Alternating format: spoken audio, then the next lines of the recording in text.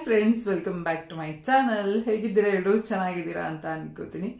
ಇವತ್ತು ನಾನು ಯಾವ ಟಾಪಿಕ್ ಬಗ್ಗೆ ವಿಡಿಯೋ ಮಾಡ್ತಿದ್ದೀನಪ್ಪ ಅಂದರೆ, ಇತ್ತೀಚೆಗೆ ತುಂಬ ಕ್ವಶನ್ಸ್ ಬರ್ತಾ ಇರುವಂಥದ್ದು.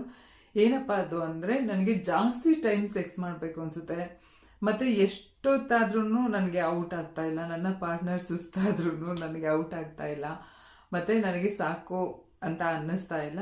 ಇಷ್ಟೆಲ್ಲ ಆದ್ರೂ ಮತ್ತೆ ಡೈಲಿ ಸೆಕ್ಸ್ ಮಾಡಬೇಕು ಅನಿಸುತ್ತೆ, ಇಲ್ಲ ಡೈಲಿ 2-3 ಟೈಮ್ಸ್ ಸೆಕ್ಸ್ ಮಾಡಬೇಕು ಅಂತ ಅನಿಸುತ್ತೆ ಅಂತ ತುಂಬ ಜನ ಕೇಳ್ತಾ ಇದ್ರು. ಸೊ ಅದಕ್ಕೋಸ್ಕರ ಇವತ್ತು ಈ ಟಾಪಿಕ್ನ ತಗೊಂಡಿದ್ದೀನಿ. ವಿಡಿಯೋ ಸ್ಟಾರ್ಟ್ ಮಾಡೋಣ. ಬಟ್ ವಿಡಿಯೋ ಸ್ಟಾರ್ಟ್ ಮಾಡೋದಕ್ಕಿಂತ ಮುಂಚೆ, ಇನ್ನು ಯಾರೆಲ್ಲ ನನ್ನ ಚಾನಲ್ನ ಸಬ್ಸ್ಕ್ರೈಬ್ ಮಾಡದೆ ನೋಡ್ತಾ ಇದ್ದೀರಾ, ಪ್ಲೀಸ್ ಸಬ್ಸ್ಕ್ರೈಬ್ ಮಾಡ್ಕೊಳ್ಳಿ. ಹಾಗೆ ಪಕ್ಕದಲ್ಲೇ ಇರುವಂಥ ಬೆಲ್ ಐಕನ್ ಪ್ರೆಸ್ ಮಾಡೋದನ್ನು ಸಹ ಮರಿಬೇಡಿ. ಓಕೆ, ವಿಡಿಯೋ ಸ್ಟಾರ್ಟ್ ಮಾಡೋಣ. ಇರೋರಿಗೆ ಒಂಥರ ಚಿಂತೆ, ಆದರೆ ಇಲ್ಲದೆ ಇರೋರಿಗೆ ಒಂಥರ ಚಿಂತೆ. ಏನಪ್ಪ ಅದು ಅಂದರೆ, ಇಲ್ಲಿವರೆಗೂ ನಾನು ಕೇಳಿರೋದು ಏನು ಕ್ವಶನ್ಗಳಂದರೆ, ನನ್ನ ಗರ್ಲ್ ಫ್ರೆಂಡು ಅಥವಾ ನನ್ನ ಪಾರ್ಟ್ನರು ಇಲ್ಲ ನನ್ನ ವೈಫು ತುಂಬ ನನಗೆ ಇದು ಮಾಡ್ತಾರೆ, ನನಗೆ ಸ್ಯಾಟಿಸ್ಫೈ ಆಗ್ತಾ ಇಲ್ಲ, ನೀವು ಸೆಕ್ಸ್ ಮಾಡ್ತಾ ಇಲ್ಲ. ಸೊ ನನಗದು ಸ್ಯಾಟಿಸ್ಫೈ ಅಂತ ಅನ್ನಿಸ್ತಾ ಇಲ್ಲ, ಯಾಕೆ ಇಷ್ಟು ಕಮ್ಮಿ ಟೈಮ್ ನೀವು ಸೆಕ್ಸ್ ಮಾಡ್ತಾ ಇದ್ದೀರಾ ಅಂತ ತುಂಬ ಜನ ಕೇಳ್ತಾ ಇರ್ತೀರ. ಬಟ್ ಅವ್ರದ್ದೆಲ್ಲ ಒಂದು ಥರ ಪ್ರಾಬ್ಲಮ್ ಆದರೆ, ಈ ಬೇರೆ ಇದ್ದೀರಲ್ವ, ಅಂದರೆ ನನಗೆ ಎಷ್ಟೊತ್ತು ಸೆಕ್ಸ್ ಮಾಡಿದ್ರೂ ಸಹ ಔಟ್ ಆಗ್ತಾ ಇಲ್ಲ. ಸುಮಾರು ಅರ್ಧ ಗಂಟೆ 1 ಅವರ್ ಗಟ್ಟಲೆ ನಾವು ಸೆಕ್ಸ್ ಮಾಡ್ತೀವಿ. ಈವನ್ ನನ್ನ ಪಾರ್ಟ್ನರ್ ಟಯರ್ಡ್ ಆದ್ರೂ ಸಹ ನನಗೆ ಇನ್ನೂ ಸೆಕ್ಸ್ ಬೇಕು ಅನಿಸುತ್ತೆ, ಅಥವಾ ಇನ್ನೂ ಔಟೇ ಆಗಿರಲ್ಲ ಅಂತ.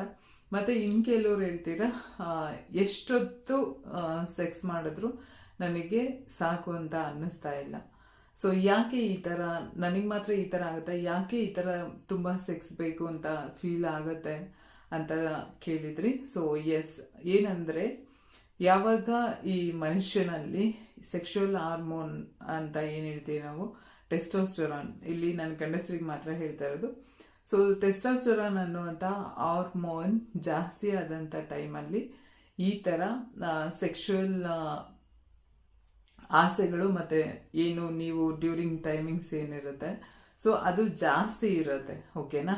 ಅದು ಒಂದು ಏಜ್ ಲಿಮಿಟ್ವರೆಗೂ, ಅಂದರೆ ಒಂದು 20 to 30ವರೆಗೂ. ಸೊ ಈ ಥರ ಎಲ್ರಿಗೂ ಇದ್ದೇ ಇರುತ್ತೆ. ಒಂದು 30 ಇಲ್ಲ 20% ಇಲ್ಲದೆ ಇರ್ಬೋದು. ಏನಕ್ಕೆ ಅಂದರೆ, ಅವರಿಗೆ ಸಮ್ ರೀಸನ್ಸ್, ಅಂದರೆ ಲೈಫ್ ಸ್ಟೈಲು ಅಥವಾ ಅವರ ಫುಡ್ಡು ಇಲ್ಲ ಸ್ಟ್ರೆಸ್ಸು, ಈ ಥರದ್ದು ಎಲ್ಲದ್ರಿಂದನೂ ಒಂದು 20 to 30% ಜನಕ್ಕೆ ಇಲ್ಲದೆ ಇರ್ಬೋದು. ಬಟ್ ಇನ್ನು 70% ಜನಕ್ಕೆ ನಿಮ್ಮ ಥರನೇ, ಅಂದರೆ 20 ಇಯರ್ಸಿಂದ 30 ಇಯರ್ಸ್ವರೆಗೂ ನಿಮ್ಮ ಥರನೇ ಪ್ರತಿಯೊಬ್ಬ ಗಂಡಸರಿಗೂ ಅನ್ನಿಸ್ತಾ ಇರುತ್ತೆ. ಯಾಕಪ್ಪ ಅಂದರೆ, ಆ ಏಜಲ್ಲಿ ಟೆಸ್ಟೋಸ್ಟೆರಾನ್ ಹಾರ್ಮೋನ್ ನಿಮ್ಮ ಬಾಡಿಯಲ್ಲಿ ಜಾಸ್ತಿ ಉತ್ಪತ್ತಿ ಆಗ್ತಾ ಇರೋ ಕಾರಣಕ್ಕೆ ಸೊ ಆ ಥರ ನಿಮಗೆ ಫೀಲ್ ಆಗುತ್ತೆ. ಸೊ ಅದು ಬಿಟ್ಟರೆ ಬೇರೆ ಯಾವುದೇ ರೀತಿ ರೀಸನ್ ಇರೋದಿಲ್ಲ. ಸೊ ನಿಮಗೂ ಏಜ್ ಆದಂಗೆ, ಅಂದರೆ ಅಬೋವ್ 30 ಆದಮೇಲೆ, ಒಂದು 35-40 ಆದಮೇಲೆ ಸೇಮ್ ನಿಮಗೂ ಎಲ್ಲರೂ ಥರನೂ ಅವ್ರಿಗೆ ಬೇರೆ ಸೆಕ್ಷುವಲ್ ಪ್ರಾಬ್ಲಮ್ ಇರುತ್ತೆ ಟೈಮಿಂಗ್ಸ್ದು. ಸೊ ಅದೇ ಥರ ನಿಮಗೂ ಕಮ್ಮಿ ಆಗ್ತಾ ಹೋಗುತ್ತೆ.